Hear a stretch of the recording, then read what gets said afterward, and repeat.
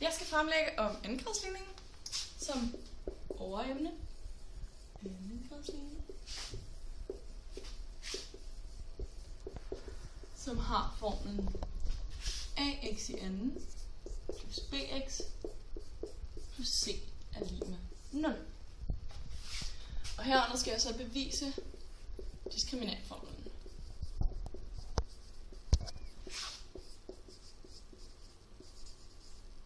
Som er x er lig med minus b plus minus kvadratroden af d over 2a.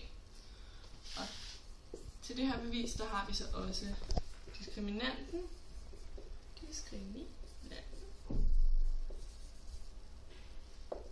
Som hedder d, der er lig med b anden minus 4ac. Det er altså den, der er med heroppe i den her formel. Undervejs i det her bevis, så får vi to gode idéer. Og det første, det er at gange 4a på begge sider. Og det andet er at plusse b anden. Og de her to gode idéer, det er ikke noget, jeg vil sådan komme nærmere ind på. Det er bare to ting, som vi gør for, at vi kan komme frem til det resultat, som vi gerne vil have. Så det er to ligesom hjælpere, kan man sige på en eller anden måde. Så det er altså diskriminantformlen, som jeg vil bevise.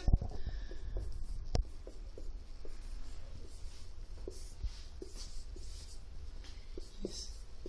Og det vil jeg så gøre nu.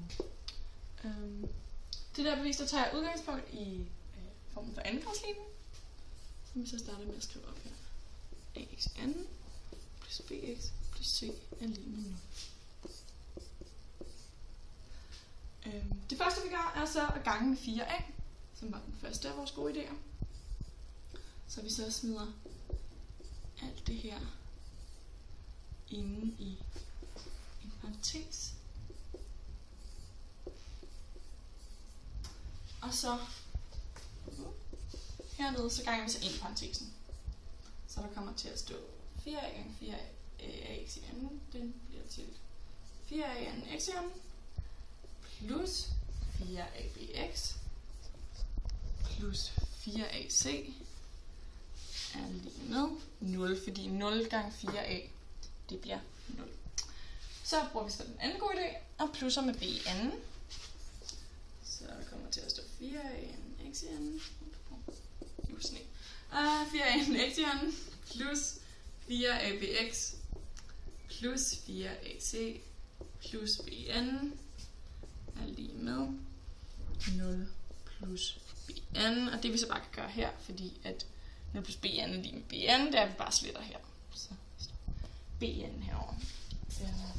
Så det næste vi gør, det er så, at vi flytter 4ac over på den anden side af lighedstegnet.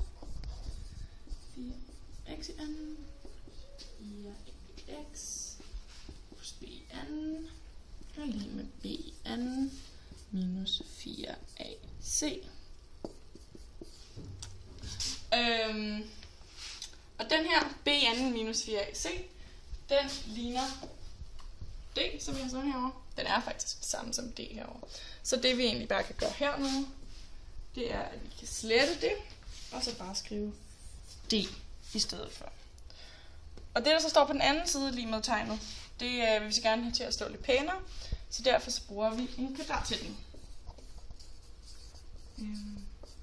Kvadratsætningen for kvadratet på en toledet størrelse, som hedder z plus y i anden i parentes er lige med z i anden plus y i anden plus 2zy. Og den her kvadratsætning siger simpelthen, at kvadratet på en toledet størrelse, som det her jo er, den bliver til kvadratet på hver ledende, og så det dobbelte produkt, som altså er produktet af de her to, z gange y, og så gange med 2, for det bliver det dobbelte. Og hvis vi så tager og bruger den på den hernede, så kommer den til at hedde 2ax plus b, fordi 2ax i anden, den bliver til 4a i anden x i anden, og b i anden her, og det dobbelte produkt er, hvis vi ganger de her to herinde, så bliver det 2axb, og så det dobbelte af det er så 4abx. Så det er lige med det her nu.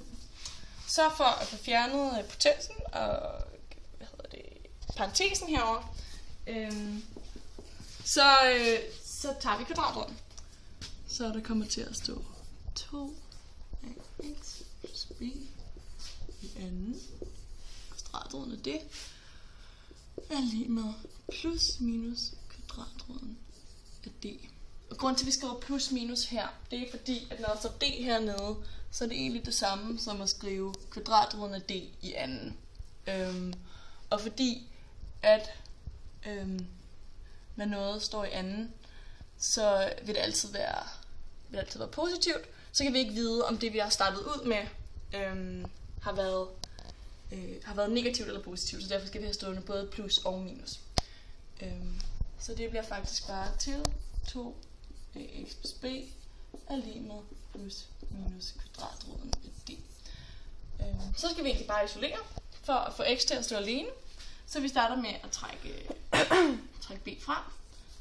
2ax er lige med minus b plus minus kvadratroden af d. Og bagefter så dividerer vi så med 2a herovre. Så vi skriver det her, 2a. Og x bliver altså lige med minus b plus minus kvadratroden af d over 2a. Og det var det.